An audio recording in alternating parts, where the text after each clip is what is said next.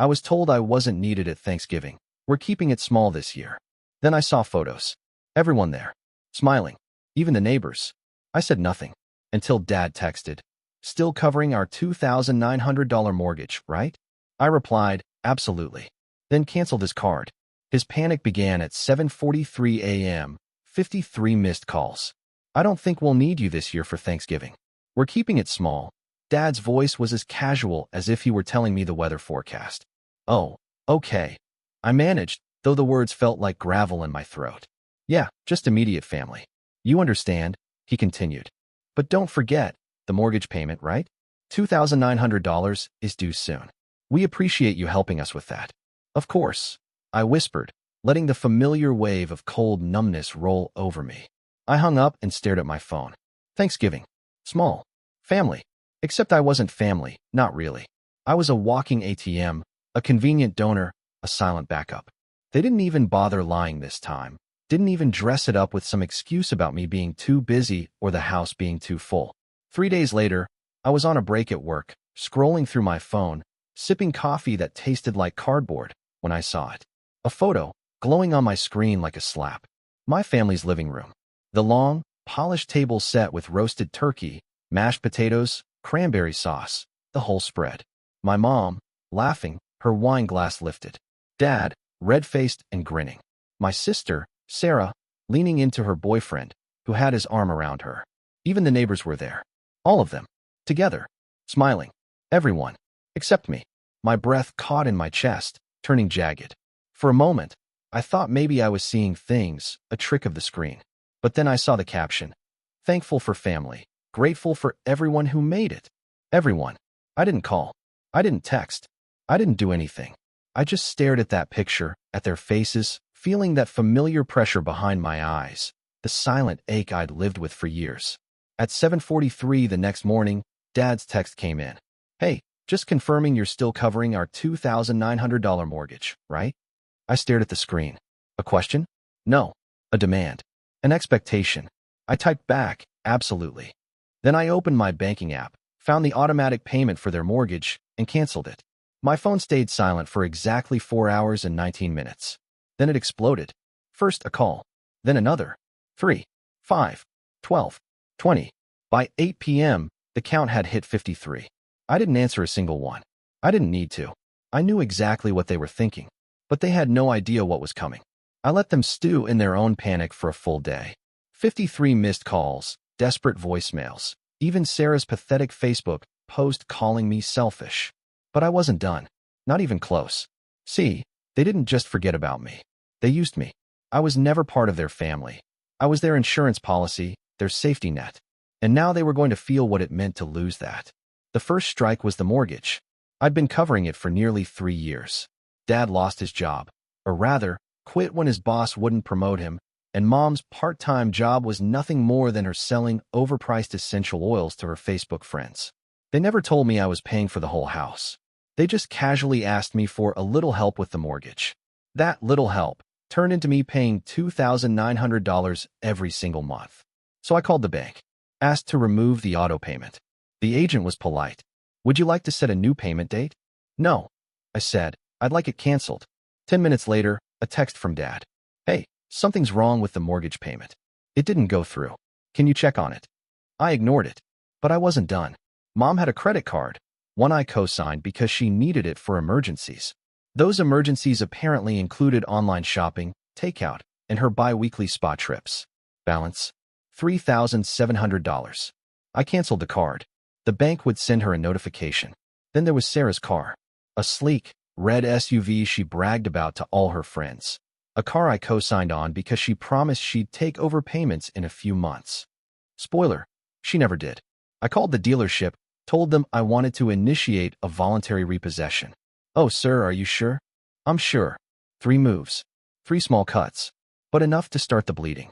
My phone stayed quiet for the rest of the night. Too quiet. Then morning came. 7:43 a.m. Dad again. First a call. Then another. 6 in a row. Then a text. This is serious. They're saying we're overdue. Call me. 8:10 a.m. Mom's turn. Her voice in a voicemail, shaky and desperate. Sweetheart, please, there's a mistake. The mortgage, it's past due. And my card, they said it's been canceled. Can you help us fix this? By noon, Sarah exploded in a group chat with me and my parents. Sarah, you did this. Didn't you? This is because you're mad you weren't invited. Me, what exactly did I do, Sarah? Sarah, don't play dumb. My car payment, they're saying it's going to be repossessed. Me, must be a mistake. Maybe you should try making a payment for once. The chat fell silent. But then I got a private message from her. You're just trying to hurt us back because you're upset. Always were. Jealous of me because mom and dad love me more. Go ahead, ruin everything. It's the only way you'll feel important. Jealous.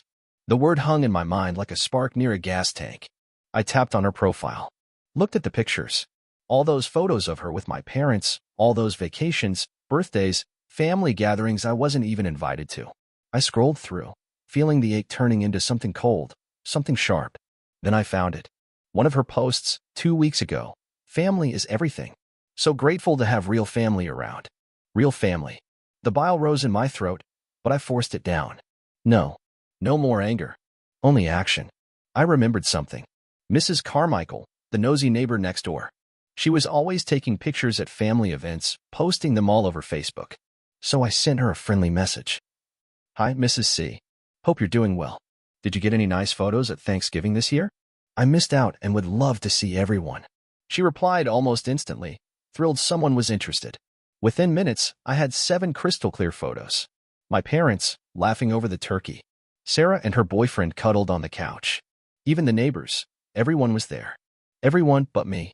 Perfect. I saved them. Then I sent one to my mom, just the photo with a single text. Did you have a good time with your small family? She read it instantly. No reply. But the calls started again. Mom, Dad, even Sarah. I ignored them all. That night, I ordered pizza, opened a bottle of wine, and stared at my phone as it vibrated and buzzed with their desperation. They weren't sorry. They were scared. Because the one thing they feared more than losing me was losing my money. The next morning, Dad tried to turn the tables. Listen, enough games. We raised you. We sacrificed for you. This is how you repay us. I texted back. Raised me? Or used me? This isn't repayment. It's a refund. By afternoon, I got a new notification. Sarah had posted another status.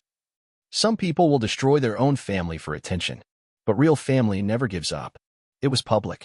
The comments were a mess of support for her cousins, aunts, old family friends, all talking about how ungrateful I was. They wanted a show. Fine. I give them one. I went through my messages, gathering them all. Every request for money. Every promise that it's just this one time.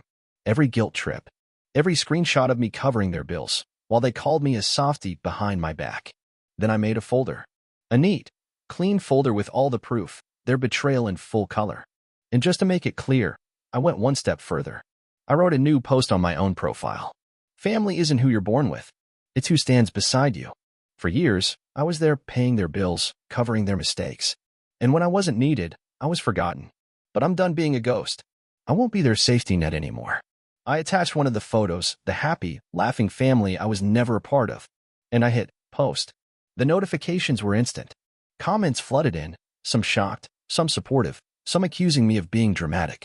But I didn't care. Because the mask was off. They wanted me to be invisible. Now they couldn't look away. I watched the chaos unfold from the comfort of my couch. Notifications flooded my phone, missed calls from Mom, furious texts from Sarah, and Dad's desperate voicemails swinging between rage and pathetic pleas.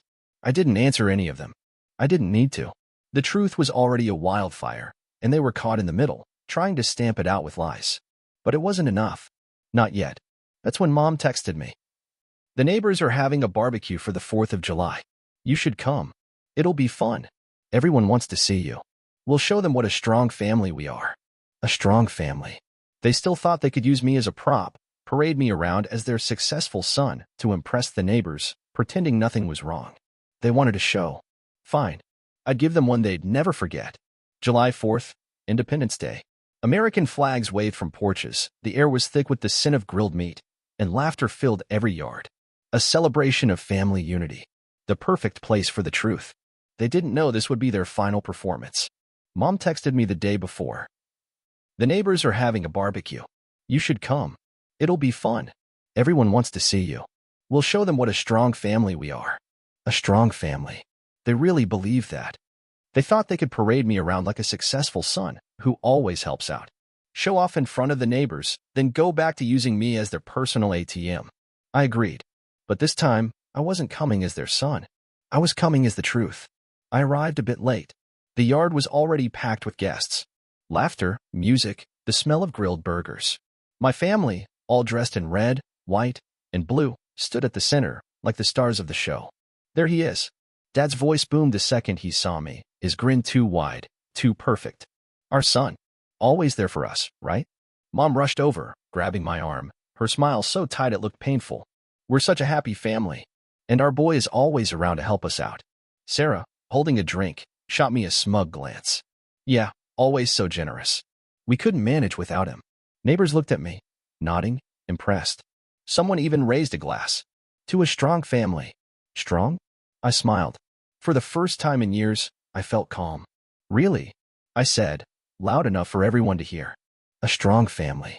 Like the one you had at Thanksgiving? When I wasn't invited, but all of you were there. The laughter died instantly. Mom's face went pale. What are you talking about? Dad chuckled nervously.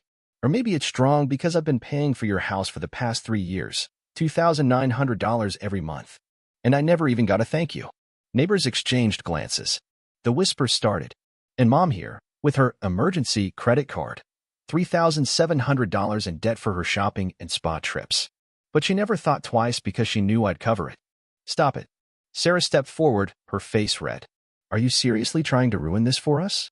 Ruin. I pulled out my phone. If honesty ruins you, then maybe you should blame the lies. I tapped my phone, and the large screen the neighbors set up for a movie night flickered to life. A photo appeared, my family's Thanksgiving celebration. All of them smiling, laughing, with the neighbors. Without me. Look. A small family gathering. Everyone's there. Except me. Dad rushed towards the screen, but I stepped in his way. Don't. This is just the beginning. I swiped again. Screenshots filled the screen.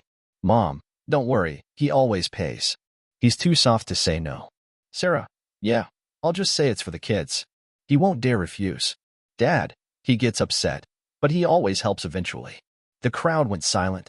Someone pulled out their phone to record. Is this true, Sarah? I looked directly at her. All these years you've been lying about me? Calling me selfish, greedy. But the truth is you've been taking advantage of me. You're insane. She hurled her drink to the ground, the glass shattering. You're just trying to make us look bad. Make you look bad? I laughed. I'm just showing the truth. Mom's voice quivered. Please, not here. Not in front of everyone. This is a family event. Family. I raised my phone higher. You're not a family. You're a group of users. You take, and never give anything back. Dad grabbed my arm, trying to force me away. Enough. Stop this. You're humiliating us. Humiliating you? I yanked my arm free. Is it more humiliating than being your personal wallet? Your convenient little backup plan? You used me. And now I'm done. I looked around at the neighbors. Some were shocked, others fascinated, some disgusted. They didn't invite me to Thanksgiving. They called me selfish. But here's the truth. They only love me when they need my money. Sarah lunged for the TV, trying to turn it off. But the images just kept cycling. Every screenshot, every insult, every fake apology. Stop it. You're destroying everything. She screamed, her voice cracking. Yes, I am, I said, my voice clear. But I'm not destroying a family. I'm destroying a lie. Mom fell to her knees, grabbing my hand, her tears fake, her voice a desperate whisper. Please. We can fix this. We can talk. I leaned down, meeting her eyes.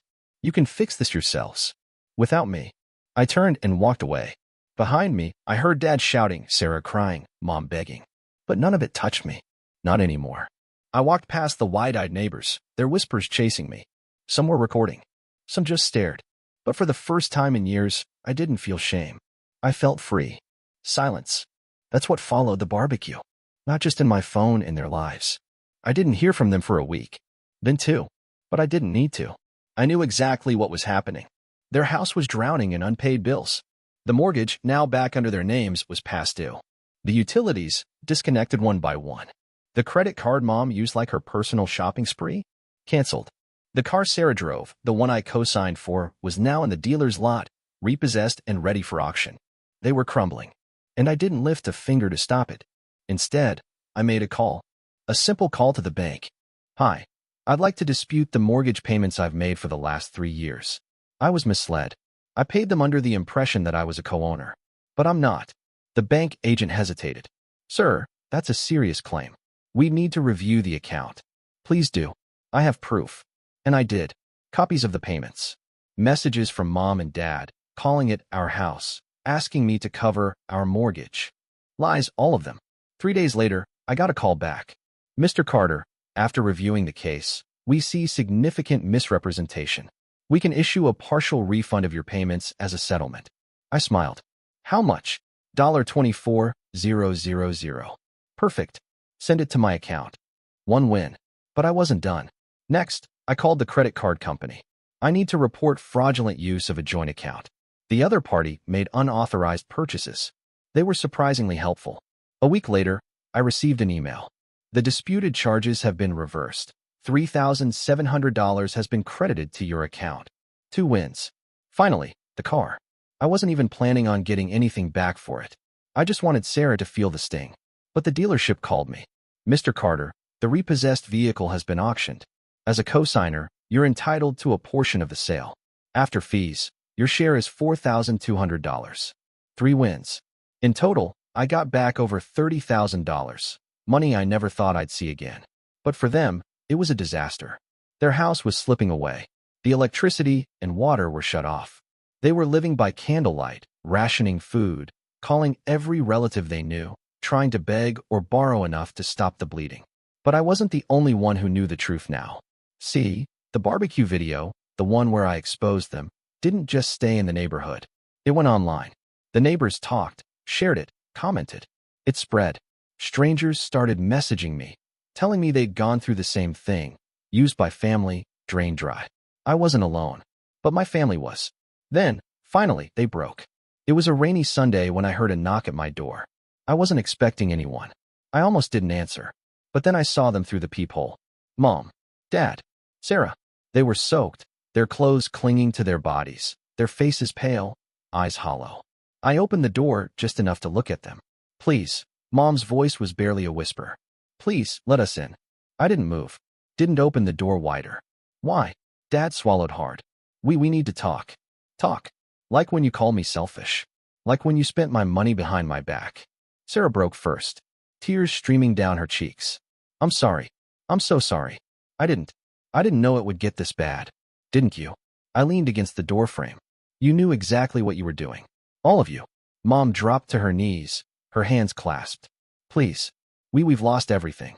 The house, the car. Even the neighbors won't talk to us anymore. Because they know the truth. I crossed my arms. And now so do you. Dad's pride cracked. His voice broke. We were wrong. I was wrong. I thought you'd always be there. I didn't realize how much we were hurting you. I laughed. A cold, empty sound. You didn't care how much you were hurting me. You cared how much you could take from me. They stood in the rain, shivering, broken. And for the first time, I saw them for what they were. Not parents, not family, but desperate strangers. You used me, lied to me, made me your personal bank. I took a deep breath. But that's over. Please. Sarah stepped forward. We'll pay you back. Whatever you want. I already got my money. I nodded. The bank, the credit card, the car, it's all settled. And you're not getting another cent. They looked at me, stunned. Please, we'll do anything. Mom's voice was a choked sob. Just don't leave us. I didn't leave you. I leaned in, staring into her desperate, tear-filled eyes. You left me. The second you decided I was just your wallet. And now that's all gone. I didn't shut the door yet. I wanted them to feel it, the weight of everything they lost. Not just the money. Me. Go. Find someone else to use. Or better yet, learn how to survive without a victim. Wait. Dad tried to step forward, but I closed the door. Locked it. Their muffled cries, their desperate banging on the door, it all faded into silence. I walked to my window and watched as they finally turned and stumbled away, lost in the rain. And for the first time in years, I felt nothing. No guilt. No anger. No regret. Just peace. Silence became my new best friend. No more desperate calls. No more guilt-tripping texts. My mornings were peaceful, coffee in hand, watching the sunrise through my quiet apartment. The $30,000 I got back wasn't just money. It was freedom. One evening, I walked into a grocery store and saw him, Dad. Smaller, grayer, staring at a can of soup. Our eyes met, and his face went pale. He hesitated, then shuffled over. I know you probably hate me. You should. We used you. Treated you like a bank. I didn't think you'd ever leave. I didn't speak. I let the silence crush him. I thought I was teaching you to help family, but I was just taking. And now everything's gone. The house. Your mother's with Sarah, but they barely speak. No, you thought I'd always be a tool. And when I stopped, your world crumbled. Tears shimmered in his eyes. Can you ever forgive me? I don't know, but I won't be your victim anymore. He nodded, broken, and turned away, disappearing into the aisles. I finished my shopping, went home, and sat by the window, sipping my coffee, watching the city lights. They say family is everything, but I learned something better. Respect is everything. Trust is everything. And freedom is priceless.